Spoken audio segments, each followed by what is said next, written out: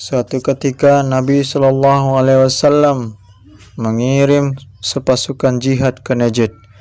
Dalam waktu yang sangat singkat, mereka kembali dengan membawa kemenangan serta harta rampasan yang sangat banyak.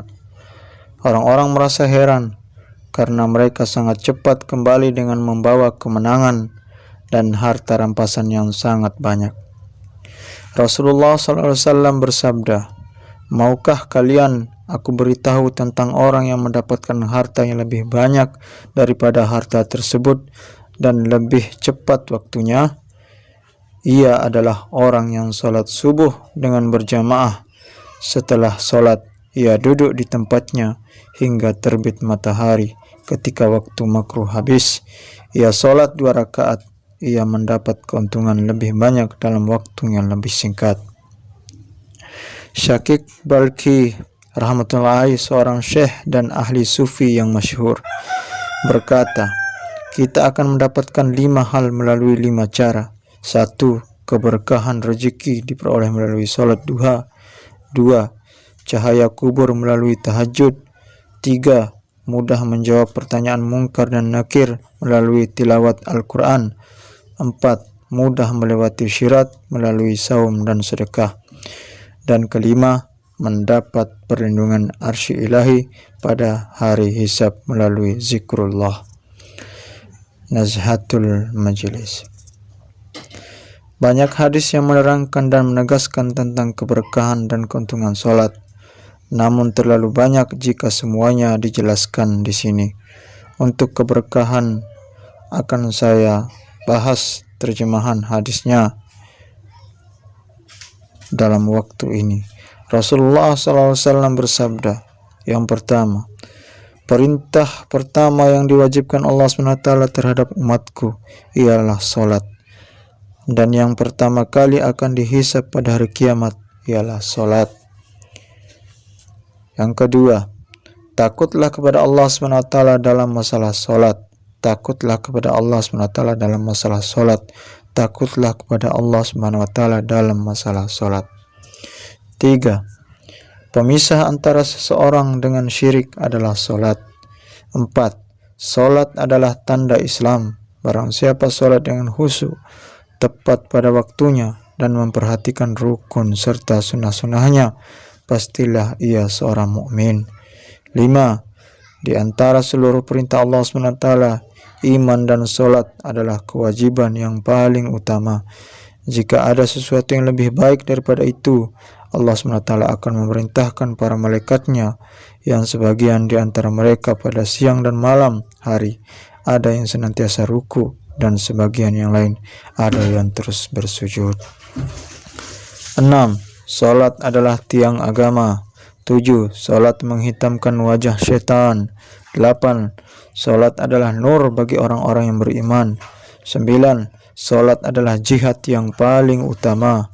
10. Selama seseorang memperhatikan salatnya, Allah SWT tidak akan mengabaikannya, dan jika ia berpaling dari salatnya, maka Allah SWT akan mengalihkan perhatiannya. 11. Jika suatu musibah turun dari langit, maka orang yang memakmurkan masjid pasti selamat. 12. Jika seorang muslim dimasukkan ke dalam neraka karena dosa-dosanya yang besar, maka api neraka tidak dapat membakar anggota tubuhnya yang telah bersujud ketika sholat. 13. Sholat Allah SWT mengharamkan api neraka ke atas anggota-anggota sujud. 14. Amalan yang paling disukai oleh Allah SWT adalah sholat pada waktunya. 15. Orang yang paling disukai Allah SWT adalah orang-orang yang bersujud kepadanya dengan penuh perasaan hina. 16. Allah SWT paling dekat dengan hambanya ketika ia bersujud kepadanya. 17. Salat adalah kunci surga. 18. Jika seseorang berdiri untuk salat, pintu-pintu surga akan terbuka dan Allah akan menyingkapkan hijab antara ia dengan Allah SWT selama ia tidak melakukan hal-hal yang dibenci dalam salat. 19. Orang yang sedang salat ibarat sedang mengetuk pintu rumah Allah SWT, dan sebagaimana umumnya pintu yang diketuk akan dibuka. 20. Kedudukan sholat dalam agama seperti kedudukan kepala pada badan. 21. Sholat adalah nur hati. Barang siapa ingin hatinya senantiasa bersinar, maka sinarilah dengan sholat. Barang siapa berwudu dengan sempurna, lalu salat 2 rakaat atau 4 rakaat dengan khusyuk dan khudu, baik fardu atau sunat, dan ia ingin dosanya diampuni Allah SWT, maka Allah SWT akan mengampuninya. 23. Setiap bumi yang di atasnya didirikan salat untuk mengingat Allah SWT, maka tanah itu akan merasa bangga di antara tanah-tanah lainnya. 24. Barang siapa sholat 2 rakaat lalu berdoa kepada Allah SWT, Allah SWT pasti akan mengabulkan doanya. Ada kalanya dipercepat atau diperlambat sesuai dengan kepentingannya. Yang jelas doanya akan dikabulkan. 25. Barang siapa sholat 2 rakaat sunat sendirian tanpa seorang pun yang melihatnya kecuali Allah SWT dan para malaikatnya, maka api neraka tidak akan menyentuhnya. 26. Jika seseorang muslim mendirikan salat fardu, maka Allah SWT akan mengabulkan salah satu doanya. 27. Barang siapa salat 5 waktu dengan khusyuk, ruku, sujud, wudu, dan sebagainya dengan sempurna, maka wajib baginya surga dan haram baginya neraka. 28.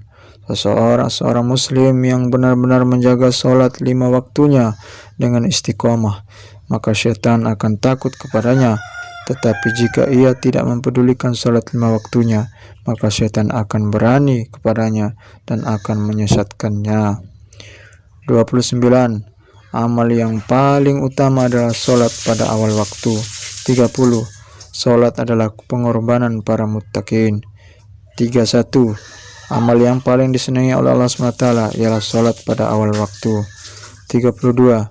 Barang siapa pergi pada pagi hari untuk sholat, berarti ia sedang membawa bendera iman di tangannya. Dan barang siapa pergi ke pasar pada pagi hari, berarti ia membawa bendera syaitan di tangannya. 33. 4 rakaat qabla zuhur menyamai pahala 4 rakaat tahajud. 34. 4 rakaat pada zuhur sama dengan 4 rakaat salat tahajud. 35. Rahmat Allah SWT bercucuran ke atas orang yang berdiri dalam salat. 36. Sebaik-baik salat setelah salat fardu adalah salat malam, tetapi sangat sedikit orang yang mengerjakannya. 37.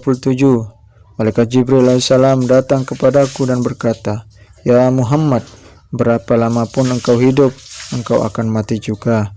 Dan siapa saja yang engkau cintai, pada suatu hari engkau akan berpisah dengannya. Dan apapun yang engkau kerjakan, sesungguhnya engkau akan menerima balasan atas perbuatanmu, baik atau jahat. Tidak diragukan lagi bahwa kehormatan seorang mukmin ada pada tahajudnya, dan kemuliaan orang mukmin ada pada istighna, yaitu tidak meminta-minta kepada orang lain." 38. 2 rakaat salat malam lebih berharga daripada kekayaan di dunia ini. Jika tidak memberatkan umatku, akan kuwajibkan salat tahajud. 39. Jagalah salat tahajud, karena tahajud adalah amalan para solehin dan penyebab untuk mendekati Allah SWT, menghentikan perbuatan dosa, penyebab diampuninya kesalahan, dan menyehatkan badan. Yang ke-40, Allah SWT berfirman, "Hai anak Adam, janganlah kalian malas mengerjakan 4 rakaat pada permulaan pagi, karena aku akan mencukupimu pada hari itu." Banyak sekali hadis tentang keutamaan sholat yang telah disebutkan dalam kitab-kitab hadis. 40 hadis di atas kiranya sudah mencukupi. Jika ada yang menghafal ke-40 hadis ini, maka ia akan dapat keutamaan menghafal 40 hadis Nabi sallallahu alaihi wasallam. Jelaslah bahwa salat merupakan kekayaan yang sangat berharga, Kekayaan ini hanya dapat dirasakan oleh orang yang telah dikaruniai kenikmatan dalam sholat. Demikian besar kenikmatan itu sehingga Nabi SAW bersabda, penyejuk mataku ada dalam sholat. Kenikmatan sholat telah membuat beliau menghabiskan sebagian besar malamnya untuk sholat. Oleh sebab itu, pada akhir hayatnya beliau telah berwasiat secara khusus agar sholat benar-benar diperhatikan, dan banyak riwayat mengenai Nabi SAW. Sabda Nabi SAW, takutlah kepada Allah SWT dalam masalah sholat. Abdullah bin Mas'ud radhiyallahu anhu juga meriwayatkan sabda Nabi SAW, dari sekian banyak amalan, sholatlah yang paling aku cintai. Assalamualaikum warahmatullahi wabarakatuh.